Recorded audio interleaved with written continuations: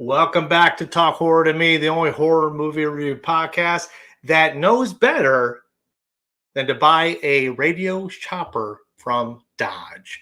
That being said, before we bring in Carly and Brooke, let's see what we're looking at tonight. Tonight we review Pontypool. Pontypool, stylized as Pontypool with a backwards end, is a 2008 Canadian psychological horror thriller film directed by Bruce McDonald and written by Tony Burgess, and it is based on Tony Burgess's 1995 novel Pontypool Changes Everything. The cast includes Stephen McHattie, Lisa Houle, Georgina Reilly, and Hat Almanac. In Pontypool, when a disc jockey, Grant Mazzy, reports to his basement radio station in the Canadian town of Pontypool, he thinks it's just another day at work. But when he hears reports of a virus that turns people into zombies, Mazzy barricades himself in a radio booth and tries to figure out a way to warn his listeners about the virus and its unlikely mode of transmission, the English language.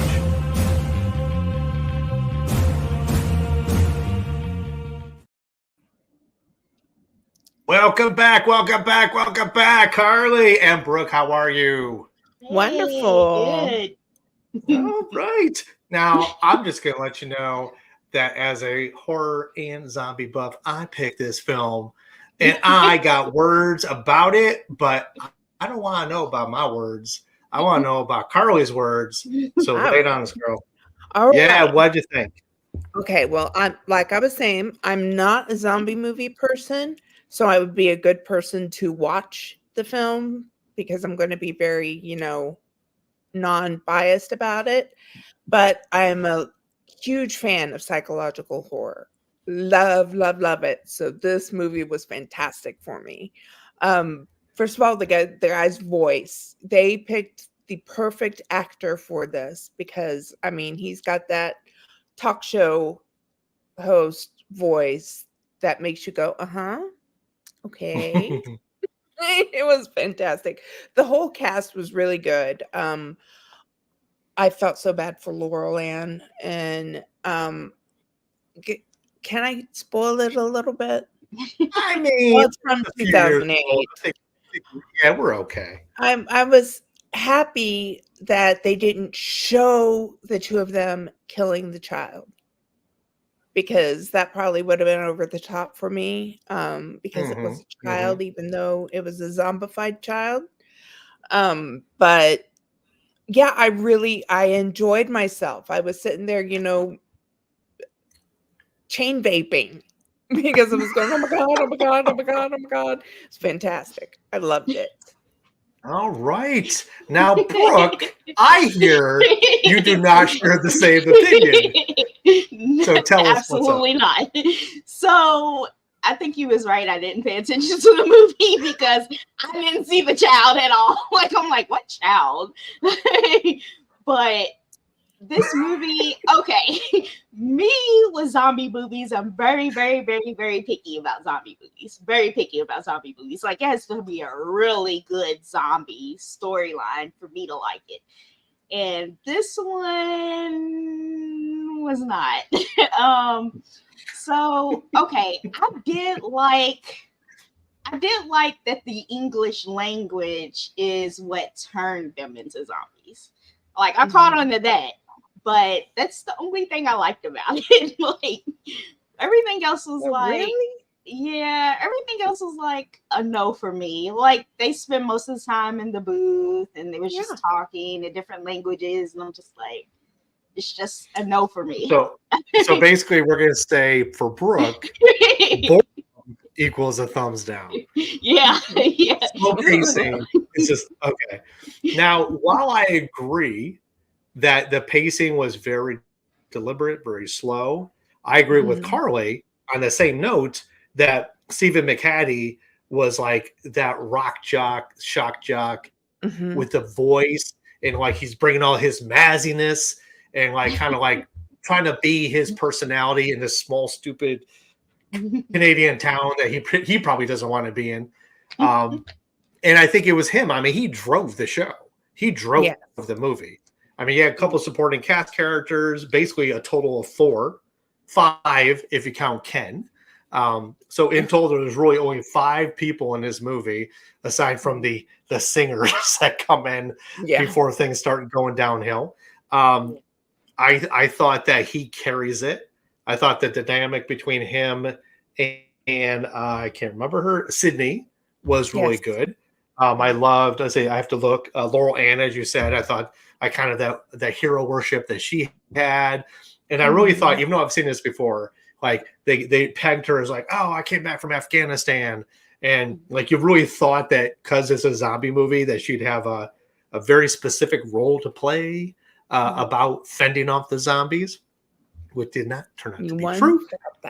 Yeah. And I think for Brooke, this was based on a very War of the Worlds, Orson Welles radio show. If you remember War of the Worlds, the original one, there was a radio show of this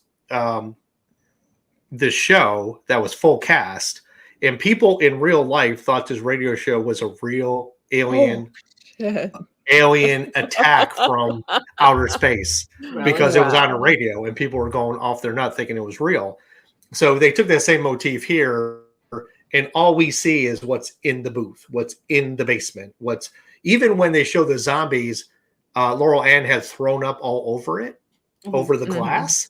So even they were obscured, which is actually a fantastic way to not have to do practical effects on the zombies, quote unquote. And it was all by sound. It was all things that you got to listen to and just see them reacting to it. And that was number one for me. And number two is the transmission of the virus and them trying to figure out how to deal with that. I thought was, I don't know, it's spectacular. For me, it was a win because it's so weird and different, and it's not like World War Z. It's not like Night of the Living Dead. It's just this kind of weird, hokey kind of offshoot of the genre. So I liked it. That's my end. That's my long answer. I liked it. So who was that one guy that came in? Was he like a priest or something? He was a doctor. He was the doctor that at the beginning of the film, that's Dr. Mendez, who when they were reporting that the entire clinic wall blew up and all these zombies were pouring out of it, which I'm not really sure why it blew up and why they were coming from there or surrounding it.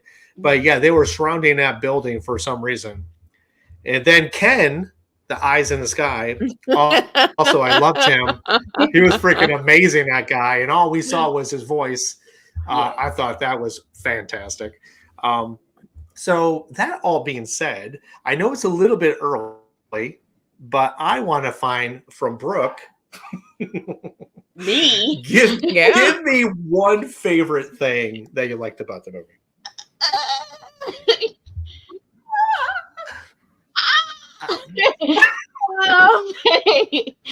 I don't have one. Okay, so I can come up with one.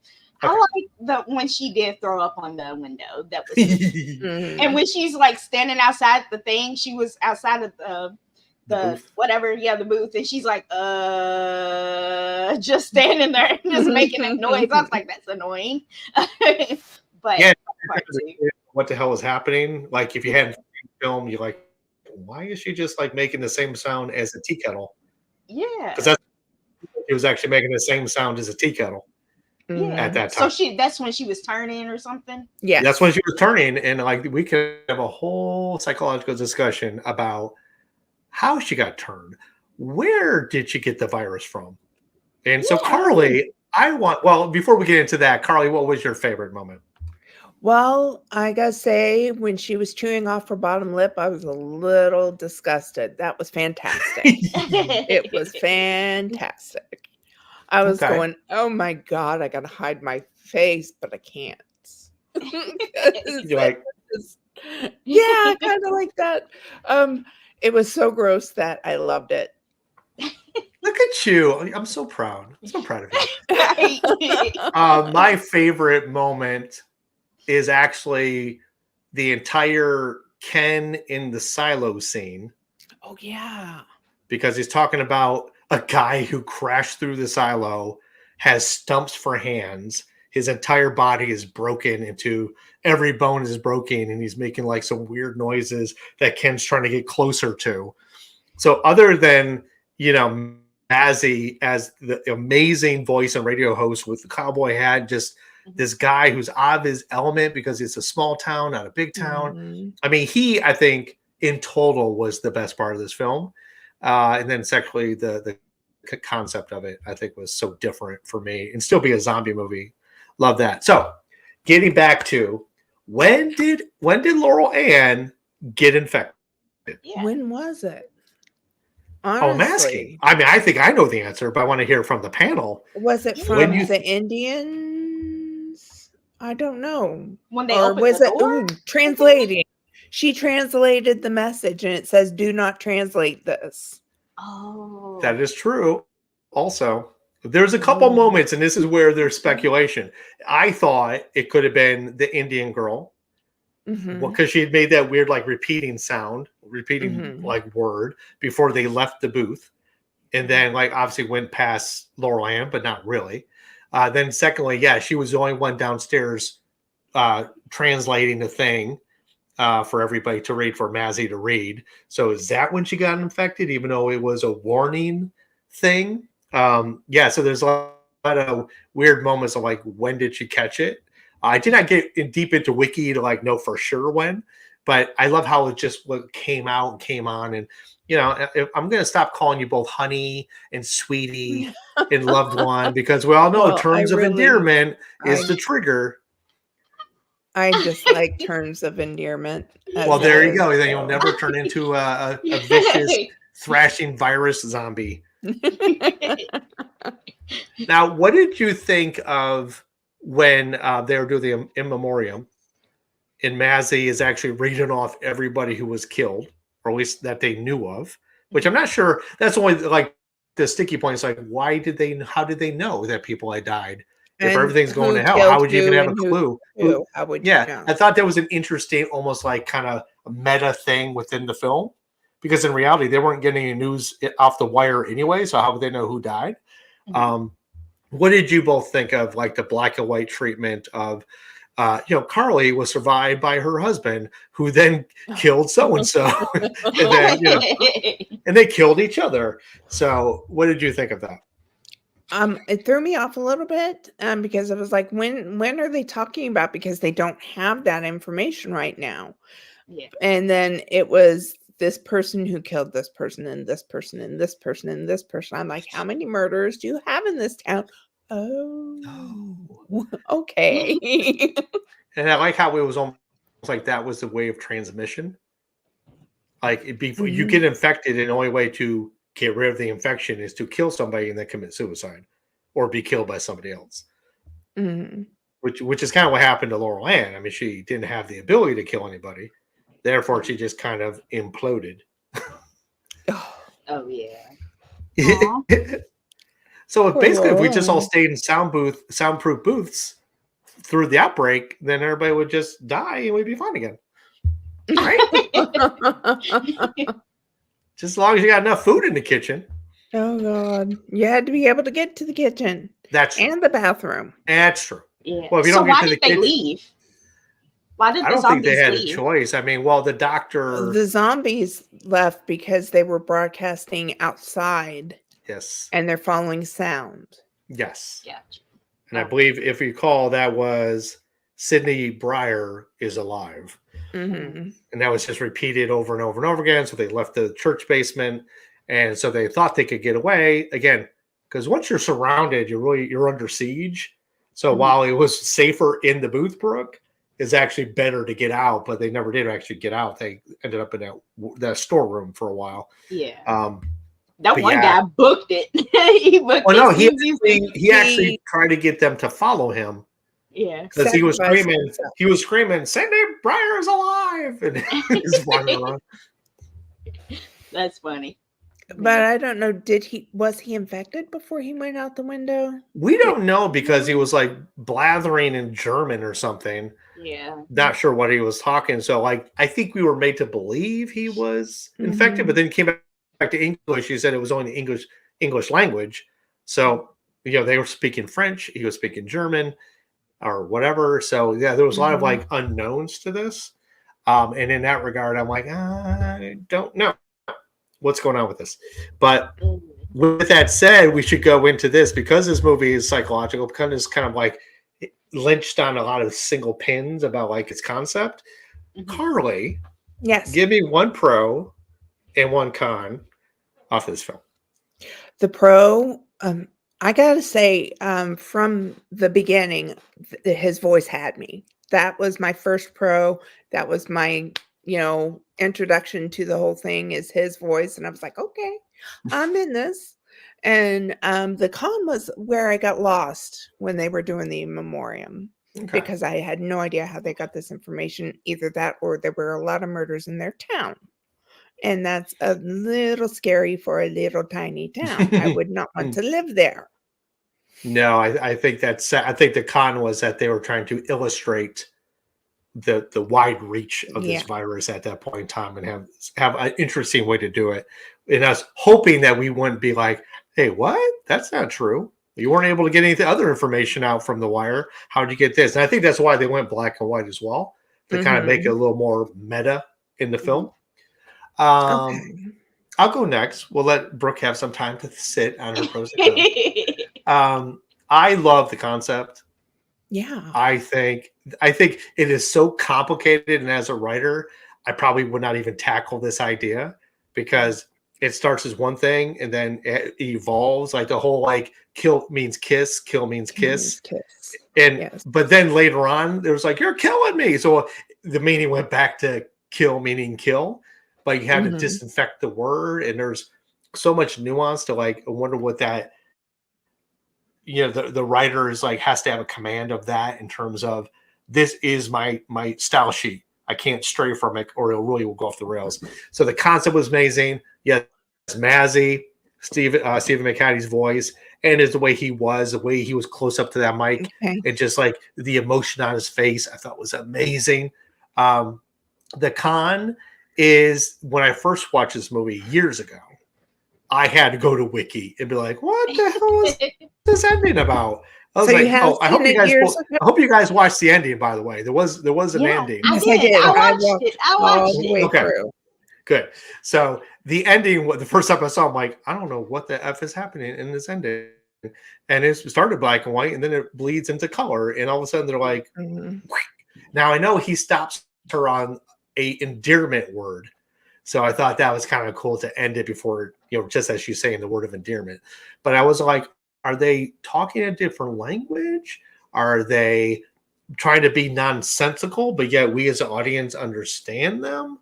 So some of it was a little too meta. Like even when they were talking French, like very broken French, and we weren't getting subtitles in the film until like the last two words when they did have the subtitles. So that was deliberately done that like we as an audience don't understand the words unless we know French. And then only at the end are we, quote unquote, led into understanding French. That's why we got subtitles. So they did stick to that kind of motif very strictly. But again, for like a really super meta zombie film, it might have been a little too heady for some. Yeah. And that being said, Brooke, me. I know you're ready, baby. I know you're ready for a pro and con. My pro is I'm still sticking with the twist because I've never watched a zombie movie where the English language is what turns people into zombies. So I did like that aspect of this movie. That was a neat twist. I didn't see that coming at all. My con is, like I said, it's not like your typical zombie movie. It didn't have it wasn't as gory. It was a slow burn approach. It just wasn't my cup of tea, but it was decent. It's it almost seems like for you, Brooke, this is like, you know what, if zombie was an art house film, this would be it. This would be the zombie art house film, and you're like, a little too avant-garde for my taste. So I get it. Again, this is one that I love because it was so bizarre and gonzo, and that's why I wanted to share it. And as you can see, for both of you, you both have very polarizing, like and dislike for it. And because you have a profound like and dislike for it, it's time to rate this film. And I mean, I'm going to leave you for a second, Brooke, so take a moment. Carly, out of 5 somethings, What do you give this film? Well, the somethings are the hard part because they're, it's the hard part. But I'll go with 4.5 Honey the Cat. Damn it! That's what I was going to use. All right. This is the roll of the dice when you're hosting it and you're going last for your film. Miss Brooke. Oh man, I feel so bad for rating this film so low. It was decent, but I'm gonna rate it a 1.8 head smashes against the window. I mean, I did think you were going to give it a 2, but at least I was in a ballpark. I'm going to give it, I mean, like, other than like the kind of complexity for the reader or the watcher, be like, what's happening? Anytime that you have to think that hard about a film, probably not the best thing. But that being said, I want to give this also a 4.5 because it is, for me, like, as a zombie lover, as a zombie author, this is like so outside the lane that you got to give it all the kudos in the world. The acting, I think, was spectacular. It was such a small cast. I had to carry a lot of weight for the film. Mm-hmm. Even the church basement. We didn't see anything other than a church, Henry's car, and a church basement and storage room. I mean, for the amount of work they had to do and carry the film just on their own, expressions and the way they presented themselves. 4.5 dodge darts. That's all. Dodge darts. I mean, that in of itself was worth the price of admission. Dodge darts. Yes. Dodge dart, with sound effects, sitting on top of a hill. Top of a hill, seeing the whole, I mean, amazing. I mean, I would have loved to have known, and apparently just, by the way, there supposedly is a sequel called Dreamlands, and I've looked for it just cursory because it was part of my research. So there could be a film out there, but also I've heard it's been long gestating and it hasn't been actually filmed. So there is a sequel, and I keep seeing stuff about it. So for anybody who loved this film, try to find yourself Dreamlands, which is everything that happens from the moment they're at the bar and she's wearing her like kind of geisha-y Japanese dress, and he's in like, leather with the Colts. So very interesting. I'd love to see that just for myself. So I definitely give it that. And for Ken, rest in peace. He was a hell of a man in the field, just FYI. He died. So with that said, are you talking about in real life? No. Just I was like, he died in real life. I'm like, what the hell? Because sample is simple. Sample is simple. Sample is simple. Simple is sample. Not to be outdone by Laurel Ann's missing Mazzy. Mazzy's missing. Going to find Mazzy missing. I mean, just a tongue twisting in this film alone was fun to watch. So I love that. No, Ken's fine as far as I know. I don't know anything about him, but I think he's okay. He's the voice actor, because that's the what he voice wants. actor. Yes, I mean, the guy deserves it. You know what? Let me give this man props because he's here. Ken Loney, the voice was by Rick Roberts, and he's a young-looking young man. So I'm sure he's fine. I'm sure he's just at the top of his game now. All right. So that being said, I'll give you my long and short. For me, as a zombie lover, this is one of those films that you really need to have in your collection in terms of like, I've seen this film, because it is so out of bounds. I've never seen a film that had a transmission of this type. We've seen a lot of zombie movies. We've talked about a lot of viruses.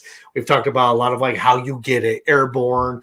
I mean, we've even had movies like Pulse, In Cell, and other ones that are all about like transmission, audio transmission, not just airborne viruses like pathogens. But this is the only one that was more spoken word, not just something embedded in the code of the audio. So I thought that was akin to those type of movies. So if you love zombies as much as I love zombies, see it. If you're like Brooke and it's a little too avant-garde for you, give it a pass. And with that said, my ladies, what amazing film are we checking out next? We're watching The Black Phone. Oh, so good. Yeah. Ethan Hawke, You haven't A watched it Black yet, Carly? Phone. No, I haven't. Oh I my God. I haven't. It's good. If you like I know it's on psychological horror, Stars. Carly, it's on Stars. It's also Yes, on some the other psychological Stars horror? adjacent ones. Yes, if you like Really? psychological horror, this Yeah. is another one. It's kind of a ghost story. It's kind of a mystery abduction movie. It's kind of like, are they Oh. going to get there in time? There's a lot of wheels spinning in this Nice. thing. Good. Ethan Okay. Hawke is in it. Oh. It's Yeah, Ethan Hawke is good. He's good. And it's so good. Apparently, they have a sequel coming out. So Yeah, they do. just Which saying. I Although I don't don't see how know. the ending. I know, that's what I was gonna say. It's like I don't know how you have a sequel to a film that pretty much had an ending, but what do I know? Yes, Carly Yates, Well, did you and- have something to say? Yeah. Not really, other than I mean, they come up with some off the wall stuff for That's sequels. true. We lost That's true. Brooke. Well, Brooke will be back, I'm sure. She's having just for everybody Technical watching, and she's had a lot of internet problems today, and we lost her 4 times before we started. So I am so happy she managed to get 26 minutes in to this thing. Mhm. Yes. And with that, I mean, I know she's just like, Black Phone, peace out. I'm out of here. I mean, that's fine too. She is she's a diva. She's What can you do? entitled to it. She's guess. entitled. So Carly, now that I have the only other lover of the film here, we can talk. Oh, here she is.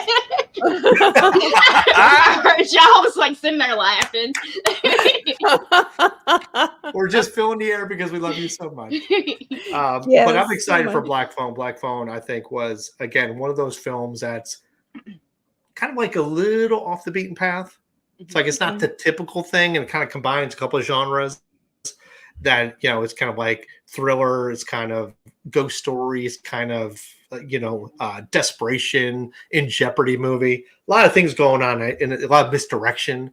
So a lot of things I like about the film, so I'm excited to see it again.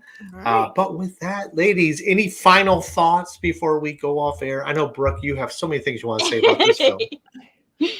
I really think that people should give it a shot. It's on YouTube. Give it a shot. Give Yeah. it a shot. And go into it.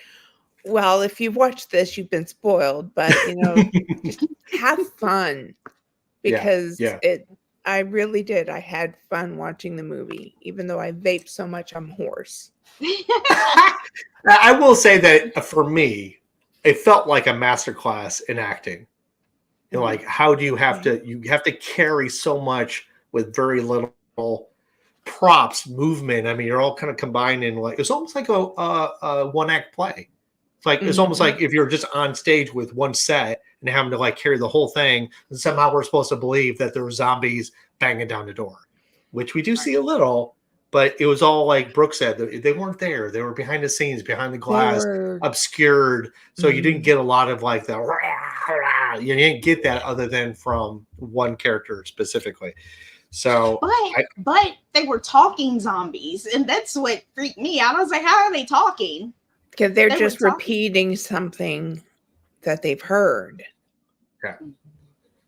Like even at the beginning, there's a point where somebody was reporting that they were all making windshield wiper noises because they just heard the blades go back and forth, so they were making the same noise.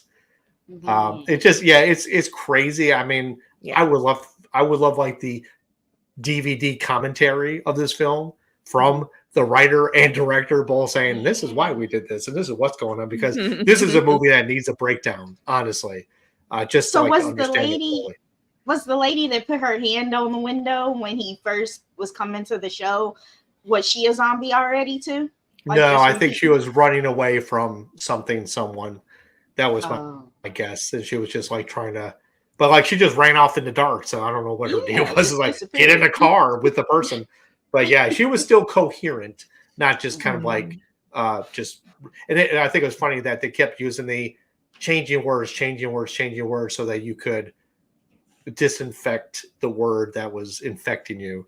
Obviously, Ken did not succeed, unfortunately. Poor Ken. Yeah. But yeah, I loved it. But I will definitely do some deep diving on Wiki because this just needs me to understand it fully to appreciate it. So with that, and also I appreciate both of you like crazy. I love you both. Bye. Love you both. It's And with- Coraline's ear in the back. all right, so Brooke, give her our best. We love your pooch. So bye for you. And Carly, thank you for loving the movie as much as I did. I did. Bye to you. And for you, our amazing audience, we are here every Sunday, well, most Sundays. And we love for you to join us these Sundays. And just to let you know, we're always here to scare you later.